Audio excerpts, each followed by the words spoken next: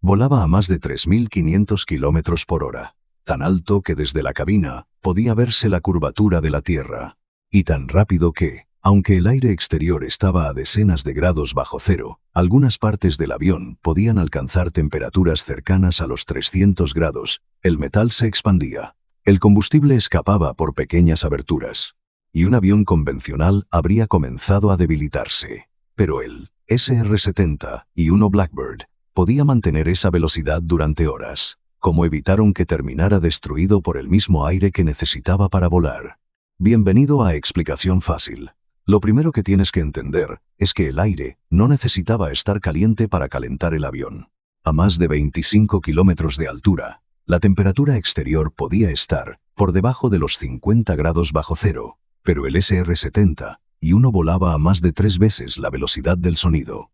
A esa velocidad, el aire no podía apartarse suavemente. Se comprimía violentamente frente al morro, las alas y las entradas de los motores. Y cuando un gas se comprime, aumenta su temperatura.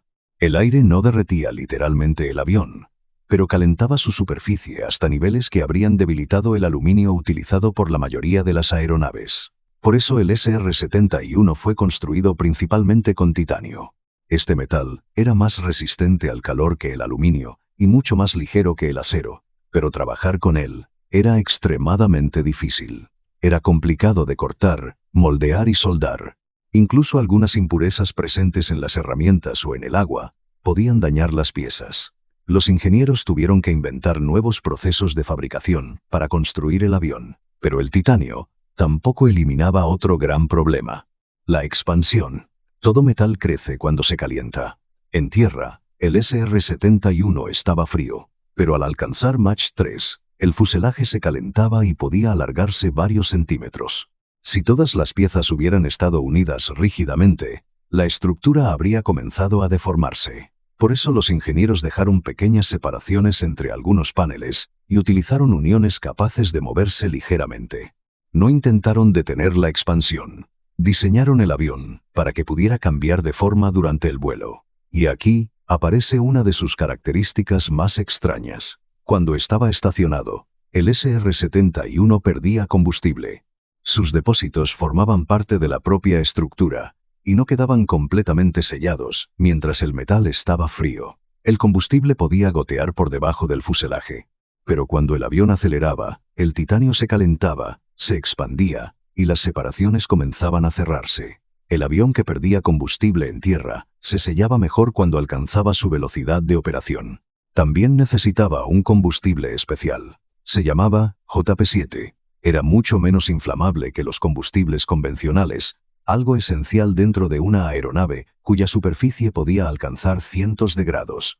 Además, el combustible no servía únicamente para alimentar los motores, también funcionaba como refrigerante. Antes de quemarse, circulaba alrededor de componentes electrónicos y otros sistemas, absorbiendo parte del calor.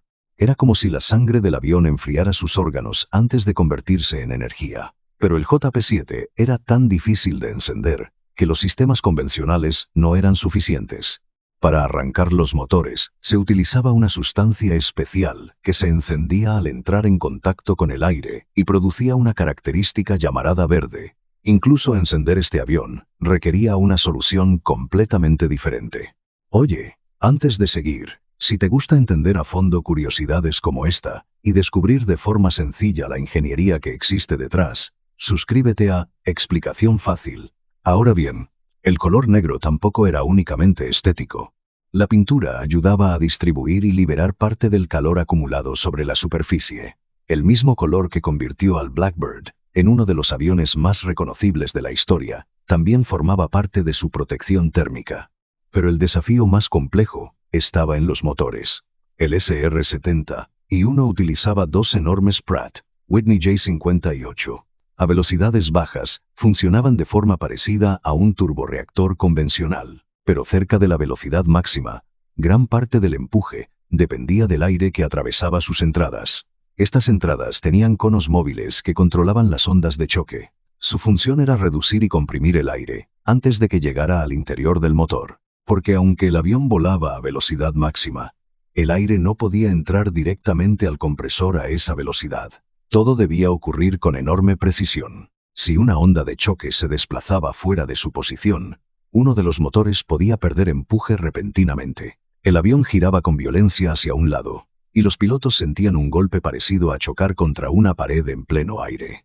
El sistema tenía que recuperar el flujo en apenas unos segundos, y a esa velocidad, unos segundos equivalían a recorrer varios kilómetros. Pero precisamente, esa velocidad era la principal defensa del Blackbird. El avión no llevaba armas. Cuando detectaba el lanzamiento de un misil, la respuesta habitual no era girar ni intentar combatir, era acelerar. El SR-71 volaba tan alto y tan rápido que, cuando el misil llegaba al punto calculado, muchas veces el avión ya se encontraba demasiado lejos. Ningún SR-71 fue derribado durante una misión operacional. Pero volar más rápido también significaba producir más calor. Ese era el equilibrio constante. La velocidad lo protegía del enemigo, pero al mismo tiempo castigaba su propia estructura. Por eso, todo el avión funcionaba como un único sistema térmico. El titanio resistía la temperatura. Las separaciones permitían que la estructura se expandiera. El combustible absorbía calor. La pintura ayudaba a expulsarlo. Y los motores controlaban las ondas de choque.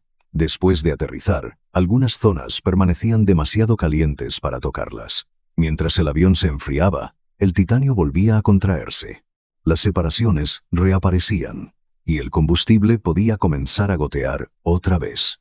Era una máquina que cambiaba físicamente entre el suelo y el cielo. Frío. El SR-71 no tenía exactamente la forma necesaria para cumplir su misión. Solo al calentarse y expandirse, alcanzaba las condiciones para las que había sido diseñado. Y antes de terminar, hay algo importante.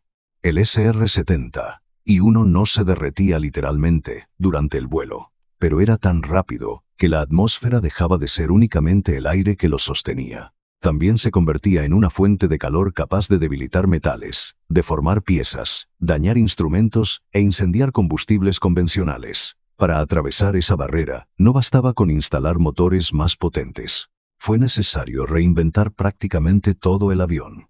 Su estructura, su combustible, sus depósitos, su pintura y sus motores. Así que la próxima vez que veas la silueta negra del SR-71, no pienses únicamente en un avión espía que volaba a Mach 3. Piensa en una estructura de titanio expandiéndose en pleno vuelo, en combustible circulando por su interior para absorber calor, y en una superficie acercándose a los 300 grados, mientras el aire exterior permanecía congelado. Porque el mayor enemigo del avión más rápido no siempre era un misil, era la temperatura creada por su propia velocidad. Gracias por ver este video, y nos vemos en el próximo video de Explicación Fácil.